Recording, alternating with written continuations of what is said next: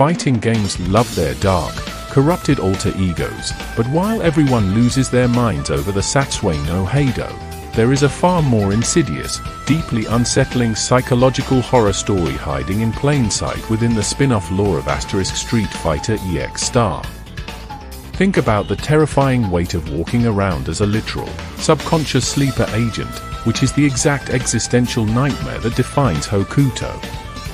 Outwardly, Hokuto presents this immaculate facade of serene, hyper-disciplined stoicism, embodying the absolute pinnacle of the Mizugami clan's ancient martial arts traditions, but beneath that pristine, stoic veneer lies an absolute mess of psychological fractures, a total fragmentation of identity caused by a literal, ancestral post-hypnotic suggestion known as the Seal of Blood.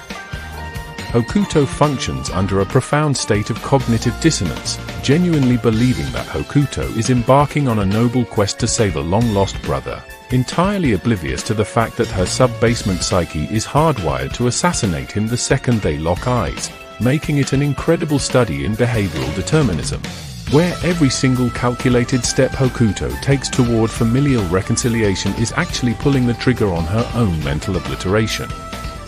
The undisclosed past of Hokuto reveals a profoundly disturbing narrative of developmental trauma and systemic exploitation, because long before Hokuto was a living weapon, Hokuto was born under the name Shiraise, the product of a scandalous, illegitimate tryst between the main house and a branch family, a scandalous origin that required Hokuto to be covertly adopted into the main household just to sweep the family shame under the rug.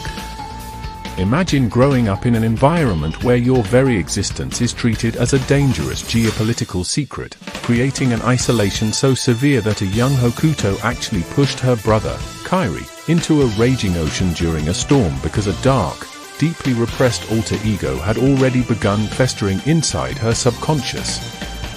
Instead of providing therapeutic intervention, the clan elders double down on the psychological malpractice, utilizing the esoteric Seal of Blood to completely rewrite the memory of Hokuto, erasing her brother from her mind and transforming Hokuto into a meticulously curated living weapon, which implies that the serene persona we see in Street Fighter EX is entirely artificial, a synthetic ego constructed by a cult-like family structure to weaponize Hokuto's loyalty against her own bloodline. From a structural standpoint, Hokuto carries an immense thematic weight that elevates the narrative of Street Fighter EX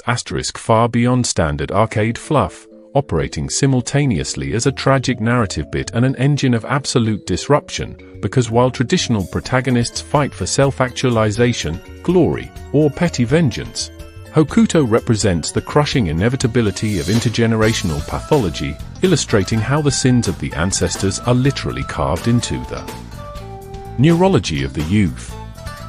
Hokuto acts as a devastating mirror to the darker, institutionalized elements of the fighting game world, contrasting sharply with characters like Ryu who seek spiritual liberation through combat, because the journey of Hokuto is one of forced regression and loss of autonomy, showing us that sometimes, the hardest battle isn't against an evil overlord, but against the neurological programming wired into your own skull.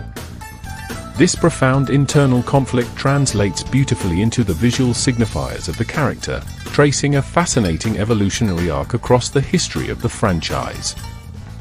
In the original Street Fighter EX Hokuto enters the arena sporting a stark, utilitarian martial arts uniform consisting of a white GI, deep blue hakama, and a stark white headband, a look that radiates ascetic devotion and sterile purity. But this austere, clean presentation is violently disrupted by a vibrant red, asymmetrical chest guard, which acts as a brilliant visual metaphor for a bleeding, deeply buried trauma that Hokuto cannot consciously acknowledge.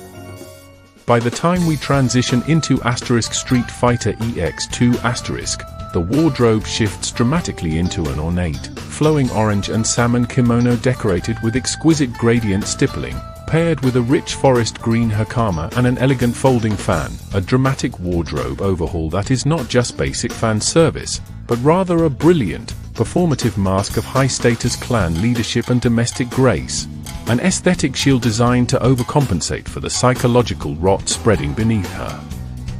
skin, while the vocal performance further cements this duality, with her voice tracks fluctuating widely between the calm, measured cadence of a traditional shrine maiden and the cold, flat, chillingly mechanical execution of a mindless executioner.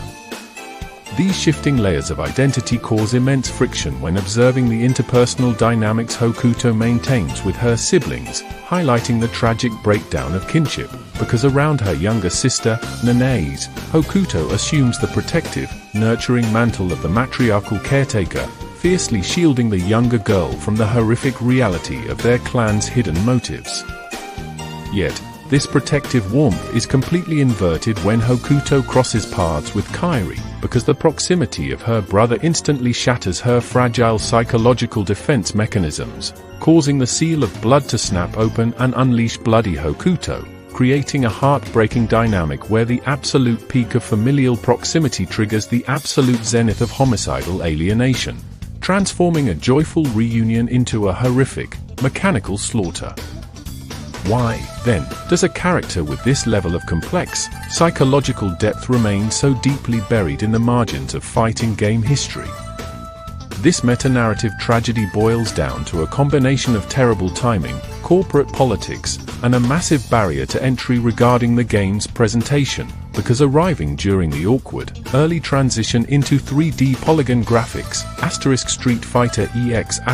was frequently dismissed by casual audiences as a bizarre, non-canonical technological experiment, meaning the dense lore of Hokuto was immediately overshadowed by more established marquee icons like Chun-Li or Ken. A massive shame, honestly, because while standard rosters are packed with simple caricatures, Hokuto remains a brilliant, psychological masterclass in a genre that rarely gets enough credit for its writing.